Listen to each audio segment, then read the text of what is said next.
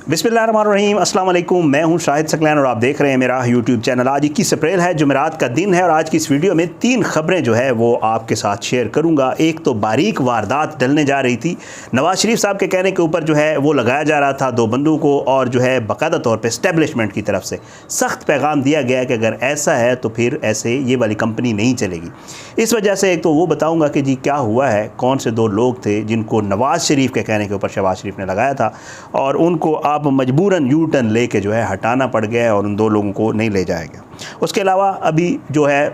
जो काबीना की सूरत हाल है वो थोड़ी बेहतरी आ रही है। बेहतरी इसलिए आ रही है कि पहले टेलीफोन कॉल के ऊपर पीपल्स पार्टी और जेयूआई फेर राज़ी हुई हल्फ लेने के लिए, और उसके बाद बीएनपी के हवाले से भी कहा जा रहा है कि वो भी अब काबीना का हिस्सा बनने जा रही है, और तहरीक इंसाफ को भी कुछ पैगामात दिए गए हैं कि अगर आप चाहें तो थोड़ा मामलात बेहतर हो सकते हैं। ये आपको बताऊँगा। और तीसरा जो है वो आरिफ अलवी बड़ा सरप्राइज़ देने के लिए तैयार हैं, और ये मैं नहीं कह रहा, ये नवाज़ शरीफ के राइट हैंड और नवाज़ शरीफ की मोहब्बत में गिरफ़्तार सीनियर सहाफ़ी ने जो है अपने प्रोग्राम में कहा है, और कहा है कि शायद फिर अब शहबाज शरीफ के लिए हुकूमत बचाना मुश्किल हो जाएगा अगर आरिफ अलवी ने वो सरप्राइज़ दे दिया तो। ये सारी चीज़ें आज की वीडियो में आपके सामने रखूँगा। सबसे पहले काबीना की सूरत हाल के हवाले से मरियम नवाज़ ने आज बाकायदा तौर पे अप्लाई कर दिया है कि वो बाहर जाना चाहती है, उसको पासपोर्ट वापस दिया जाए। ये भी उस पूरे प्लान का हिस्सा है, ज़ाहिरी बात है, क्योंकि नवाज़ शरीफ की वापसी भी रोकी गई। अगली वीडियो मैंने इसी चीज़ पे करनी है कि आखिर नवाज़ शरीफ को क्यों रोका गया है बाहर, मरियम नवाज़ बाहर क्यों जाना चाहती है, और ये सारी सूरत हाल क्या है। बहरहाल आज पासपोर्ट के लिए अप्लाई हो गया और उम्मीद यह है कि जिस तरह हवाएं बेहतरी की तरफ चल रही हैं और जिस तरह आपको पता है लाहौर हाई कोर्ट से जिस तरह बेहतरीन फ़ैसले आते होते हैं, उम्मीद ये है कि पासपोर्ट वापस मिल जाएगा और वो कुछ दिनों में बाहर चली जाएंगी। कहा यह जा रहा है कि काबीना में बीएनपी महंगा राज़ी हो गई और अब उसके बाद बड़ा जो अगला टारगेट है वो चौधरी सालेक हुसैन और अवामी नेशनल पार्टी के अमीर हैदर होती को लाने का है। उम्मीद यह है कि वो लोग भी जो है वो भी अब पहले तो राज़ी नहीं थे, लेकिन अब उनको राज़ी कर लिया गया है और कहा गया है कि अच्छे बच्चों की तरह आप लोग काबीना में शामिल हो जाएं। और उम्मीद है, ज़ाहिर है, बड़ों का कहा नहीं ठुकराया जाता होता, तो वो भी इंशाअल्लाह जो है वो काबीना का हिस्सा बन जाएंगे। बहरहाल जी, एक बारीक वारदात आपको याद होगा, डॉन लीक्स, और डॉन लीक्स के जो बड़े किरदार जिनके हवाले से बाकायदा DGI-SPR की तरफ से ट्वीट की गई थी कि ये नोटिफिकेशन रिजेक्टेड है। डॉन लीक्स के वो किरदार जिनको बाकायदा तौर पे हटाया गया था डॉन लीक्स में मुलव्वस होने के हवाले से, नवाज़ शरीफ की ये कोशिश थी कि वो एस्टेब्लिशमेंट से वो पुराना खाता क्लियर करें और उन लोगों को दोबारा से जो है वो काबीना का हिस्सा बनाया जाए। उनमें से एक किरदार जो है वो तारिक फ़ातमी है। तारिक फ़ातमी को आप जानते हैं, ये नवाज़ शरीफ के दौर में भी जो है वो वज़ारत ख़ारजा में रहे हैं और ख़ारजा के अमूर यही देखते रहे। आल दो वज़ारत नवाज़ शरीफ के अपने पास थी, लेकिन चलाते तारिक फ़ातमी ही रहे हैं। अब दोबारा शहबाज शरीफ की काबीना में भी कोशिश की गई कि जी उनको मुशीर बराए ख़ारजा लगाया जाए। बिलावल भुट्टो ज़रदारी और उसके अलावा हिना रब्बानी खार जो है वो पहले से बिलावल भुट्टो ज़रदारी का कहा जा रहा है वज़ीर ख़ारजा, और उसके अलावा हिना रब्बानी खार तो बाकायदा वज़ीर ममलिकत के हवाले से कहा जा रहा है वो चलाएँगे। लेकिन उसके साथ साथ शहबाज शरीफ की ये कोशिश थी और ये नवाज़ शरीफ ने बाकायदा कहा था कि जी आप तारिक फ़ातमी को भी रखें, कोई बंदा तो हमारा भी होना चाहिए जो ख़ारजा अमूर में ज़ाहिर है शामिल हो। लेकिन बहुत सख्त पैगाम दिया गया है इस्टेब्लिशमेंट की तरफ से और कहा गया है कि ऐसे नहीं चलेगा, और क्योंकि इसकी सिक्योरिटी क्लियर नहीं है तारिक फ़ातमी की, इसलिए ये शख्स मुशीर ख़ारजा नहीं होगा। बड़ा यू टर्न लेना पड़ा शहबाज शरीफ को, और उसको बाकायदा तौर पे जो कलमदान है तारिक फ़ातमी का मुशीर ख़ारजा वाला वो वापस ले लेगा। दूसरा, मोहसिन दावड़ के हवाले से कोशिश की जा रही थी कि उसे काबीना में शामिल कराया जाए, लेकिन उसके हवाले से भी कहा गया है कि ऐसे नहीं होगा। मोहसिन दावड़ को भी ज़ाहिर है अब वो काबीना में जाता हुआ मामला नज़र नहीं आ रहा, और ये दोनों लोग जो है रिहाइश नवाज़ शरीफ की ही थी। इसमें पीपल्स पार्टी ने किरदार अदा किया है। थोड़ी देर पहले जो है नैयर बुखारी ने भी कहा है कि इस तरह के कंट्रोवर्शियल लोगों को जो है अगर लाया जाएगा काबीना में तो फिर मामलात जो है वो बेहतरी की तरफ जाते हुए नज़र नहीं आएंगे। ये सारी चीज़ें जो है हो रही हैं। इसके अलावा आपको बताऊं कि जी आरिफ अलवी के हवाले से बड़ा दावा किया गया है कि वो बड़ा सरप्राइज़ देने के लिए जो है वो तैयार हैं, और कहा यह जा रहा है कि ज़ाहिर है वो किसी वक्त भी शहबाज शरीफ को एतमाद के वोट के हवाले से कह सकते हैं। नजम सेठी को आप जानते हैं, और नजम सेठी के हवाले से मैं क्या बताऊं, एक पुराने सहाफ़ी हैं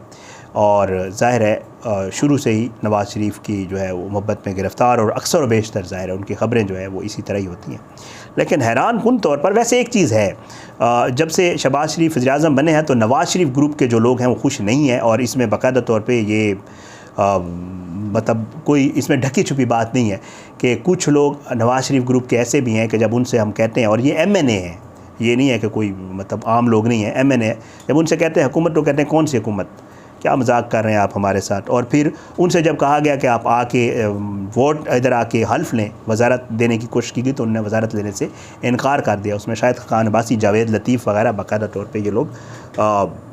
हैं, ऑन रिकॉर्ड हैं कि ये लोग मतलब खुश नहीं हैं, ज़ाहिर है। तो बहरहाल जी नजम सेठी साहब ने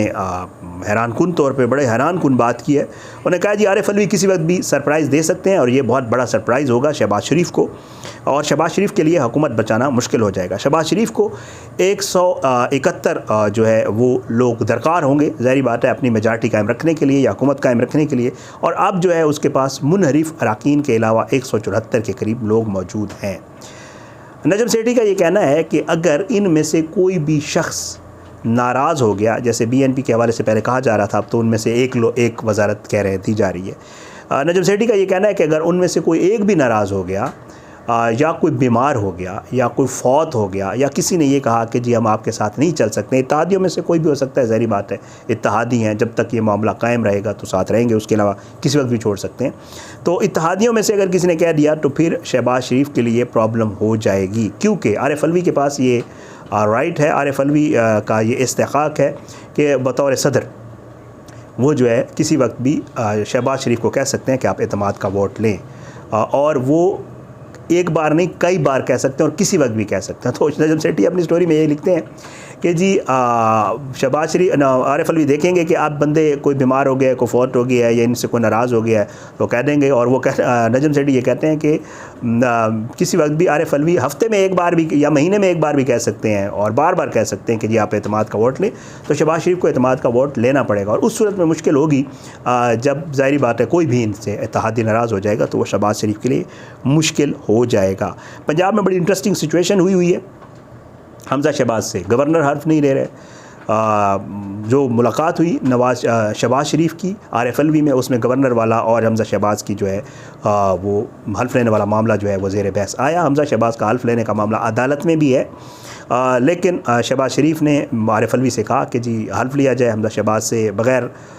वज़ीर आला के सूबा चल रहा है, इस सारे मामलात के ऊपर हुई। लेकिन जो गवर्नर हैं उमर सरफराज चीमा, वो कहते हैं कि जी मैं आइनी ओहदे पे हूँ, और मुझे जब तक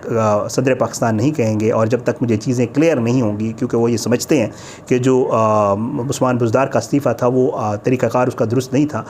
उनको जो बताया गया है एडवोकेट जनरल की तरफ से, वो भी यही बताया गया है कि जी जो इस्तीफ़े डायरेक्ट किया गया था वो वज़ीर-ए-आज़म को किया गया था, हालांकि गवर्नर को करना चाहिए। तो बहरहाल एक बहरान पैदा हुआ और उसके हवाले से कहा जा रहा है अदालत में, हाल तो उसके ऊपर आज बड़ी सख्ती का जो है बरहमी का इज़हार किया अदालत ने इस मामले के ऊपर, एक वकील के ऊपर। लेकिन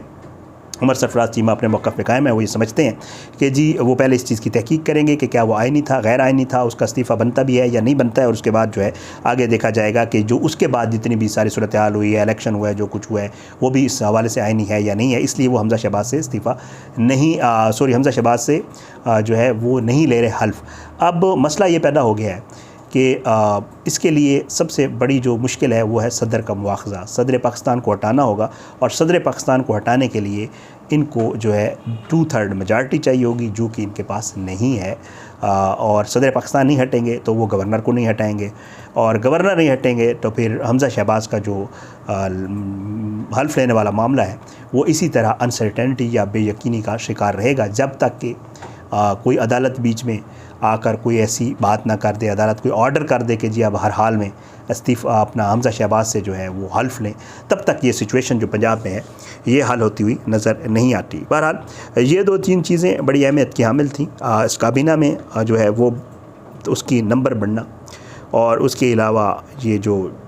तारिक फ़ातमी वाला कलमदान, और उसके अलावा आरिफ अलवी के हवाले से जो ख़बर है वो आपके साथ शेयर करनी थी। बहरहाल आने वाली वीडियोज़ में इंशाअल्लाह मज़ीद, क्योंकि उधर डॉलर भी ऊपर जा रहा है और स्टॉक मार्केट भी नीचे आ रही है, और बहुत सारी और भी चीज़ें हैं जिनके ऊपर मीडिया के ऊपर कोई बात नहीं हो रही। क्यों नहीं हो रही, इस सारे हवाले से इंशाअल्लाह अगली किस वीडियो में, आज की इस वीडियो से इजाज़त दें। अपनी दुआओं में याद रखा करें, अल्लाह पाकिस्तान कामयाब नासिर हो, इसके खिलाफ साजिशें करने वालों को नस्ल नाबूद करें, आमीन सुम्मा आमीन। और आखिर में वही दरख्वास्त कि फ़ीडबैक ज़रूर दिया करें, आपका फ़ीडबैक बड़ा मैटर करता है, हमें अपनी बेहतरी करने में भी मदद मिलती है। पाकिस्तान जिंदाबाद। अल्लाह हाफ़िज़।